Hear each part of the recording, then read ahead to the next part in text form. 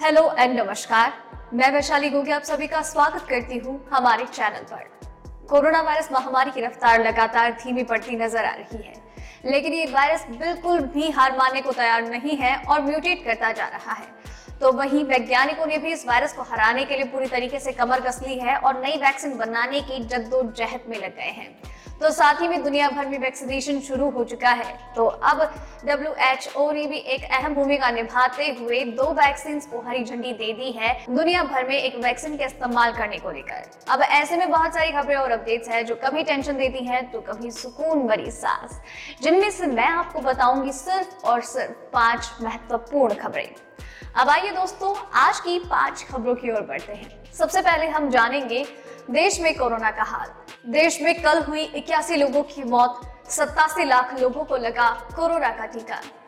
देश में लगातार कोरोना वायरस की रफ्तार कम होती जा रही है। पिछले कुछ वक्त से 15,000 से कम केसेस सामने आ रहे हैं, तो वहीं पिछले 1.5 महीने से 200 से कम की संख्या में मौतों का आंकड़ा सामने आ रहा है। इसी के साथ ही पिछले 24 घंटे में 9,121 कोरोना के नए मामले सामने आए हैं। तो वहीं इसी दौरान 81 लोगों ने कोरोना वायरस की वजह से अपनी जान गंवा दी है। बात की जाए देश में कुल कोरोना संक्रमितों की संख्या की, तो यह है 1,09,25,710। तो वहीं अब तक 1,55,813 लोगों की कोरोना वायरस की वजह से मौत हो गई है। दूसरी अपडेट, महाराष्ट्र में कोरोना की नई लहर की आशंका। 42 दिनों के बाद कोरोना के सबसे ज्यादा नए केस। देश में लगातार कोरोना वायरस की रफ्तार कम हो रही है, लेकिन धीरे धीरे वायरस की नई लहर को लेकर भी आशंका बढ़ती जा रही है, क्योंकि महाराष्ट्र जो देश का वो राज्य है जिसमें कोरोना के नए सबसे ज्यादा केस सामने आ रहे हैं, वहां पर 42 दिनों के बाद केसेस में बढ़ोतरी देखी गई है। और अब आपको बता दें कि कोरोना के राज्य में पिछले 24 घंटे में 3,365 नए मामले सामने आए हैं। और इसी के साथ ही महाराष्ट्र ने केरल को केसेस के मामले में पछाड़ दिया है, क्योंकि केरल में भी पिछले 24 घंटे में 2,884 नए मामले सामने आए हैं। ये लगातार 30 नवंबर के बाद केसेस की बढ़ोतरी की संख्या है।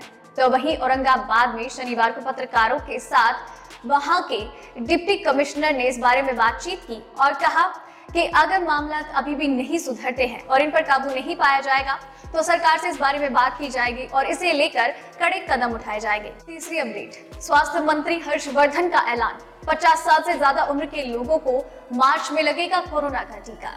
16 जनवरी से देश भर में कोरोना वैक्सीनेशन की शुरुआत हुई और ये देशव्यापी वैक्सीनेशन दुनिया का सबसे बड़ा कोरोना वैक्सीनेशन अभियान है। और इसी के साथ ही पहले चरण में स्वास्थ्य कर्मियों, फ्रंटलाइन वर्कर्स और अन्य वर्कर्स को ये टीका लगाया जा रहा है और अब उन्हें पहला डोज दिए जाने के बाद दूसरा डोज भी दिया जाना शुरू हो चुका है। और इसी के साथ अब सरकार से यही सवाल पूछा जा रहा है कि अब इनको टीका दिए जाने के बाद आपकी प्राथमिकता में कौन होगा। तो इन सारे सवालों के जवाब में केंद्रीय स्वास्थ्य मंत्री हर्षवर्धन का जवाब सामने आया है। उन्होंने कहा कि हमने प्रायोरिटी के हिसाब से सबसे पहले जिन्हें प्रायोरिटी दी, उसके बाद हम लगातार तीसरे स्टेज की तरफ बढ़ रहे हैं, जहां पर जिन्हें सबसे ज्यादा कोरोना वैक्सीनेशन की जरूरत है उन्हें सबसे पहले वैक्सीन मुहैया कराई जाएगी। और इसमें सबसे आगे हैं 50 साल से ज्यादा उम्र के लोग, जो कि कोरोना वायरस के खिलाफ इम्यूनिटी उनमें सबसे कम होती है और उन्हें वायरस का खतरा सबसे ज्यादा होता है। और हमारी प्रायोरिटी लिस्ट में वही सबसे आगे नजर आ रहे हैं और उनको वैक्सीन देने का काम मार्च के महीने में शुरू होगा और इन लोगों को वैक्सीन जरूर उपलब्ध करवाई जाएगी। चौथी अपडेट, पूरी दुनिया में लगेगी सीरम इंस्टीट्यूट की वैक्सीन। WHO ने दी आपात इस्तेमाल की मंजूरी। ऑक्सफोर्ड और एस्ट्राजेनेका द्वारा विकसित वैक्सीन का निर्माण सीरम इंस्टीट्यूट ऑफ इंडिया के द्वारा किया जा रहा है और न सिर्फ इंडिया में इसका इस्तेमाल किया जा रहा है, बल्कि कई दूसरे देशों के द्वारा भी इस वैक्सीन की मांग में बढ़ोतरी देखी जा रही है।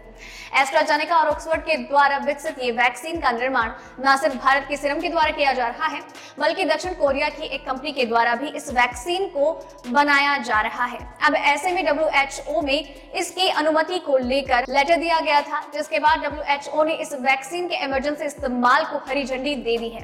अब एस्ट्राजेनेका की वैक्सीन का इस्तेमाल दुनिया भर में किया जाएगा और कोवैक्स जो उनकी मुहिम है, इसके साथ ही दुनिया भर के वो देश जो कि वैक्सीन अफोर्ड नहीं कर सकते हैं और वो देश जिनके लोग कोरोना वायरस की सबसे ज्यादा मार झेल रहे हैं, उनको भी ये वैक्सीन या तो फ्री में मुहैया कराई जाएगी या फिर कम दामों में उनको ये वैक्सीन उपलब्ध होगी।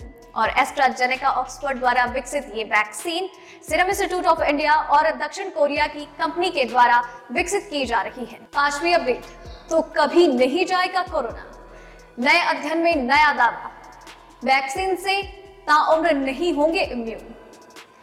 कोरोना वायरस लगातार रूप बदलने में माहिर है और जब से इस वायरस की शुरुआत हुई है दुनिया भर में इसने कई बार अपना रूप बदला है और वैज्ञानिकों की चिंताएं बढ़ा दी है।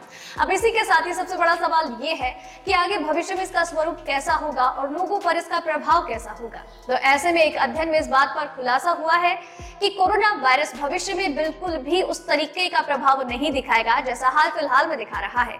ये भविष्य में जाकर एक नॉर्मल फ्लू की तरह ही बिहेव करेगा। जैसे कि नॉर्मल सर्दी खांसी आपको ज्यादा प्रभावित नहीं करते हैं, वैसे ही ये वायरस भी आपको ज्यादा प्रभावित नहीं करेगा। ये कुछ एक मौसमी बीमारी की तरह रह जाएगा या फिर नॉर्मल फ्लू कफ कोल्ड की तरह एक मनुष्य पर प्रहार करेगा और जल्द ही लोगों के बीच में वो हर इम्यूनिटी भी विकसित हो जाएगी कि इस वायरस को मात देने में सभी कारगर साबित होंगे। इसी के साथ ये बात ये उठती है कि जब हम वैक्सीनेशन करा रहे हैं ये किस तरह से कारगर साबित होगी। तो एक स्टडी में वैज्ञानिक ने इस बात पर यह कहा है कि जब आप वैक्सीनेशन करा रहे हैं तो ये वैक्सीन आपको कुछ महीने कुछ साल के लिए ही इम्यून कर सकती है। ताउम्र आपके शरीर में इसकी वजह से इम्यूनिटी नहीं होगी। तो दोस्तों ये थी आज की टॉप 5 खबरें। उम्मीद करती हूँ आपको पसंद आई होगी और आपके लिए इसी तरीके से हर रोज हर रात 8 बजे कोरोना वायरस और उसकी वैक्सीनेशन से जुड़ी 5 महत्वपूर्ण खबरें लेकर आती रहूंगी।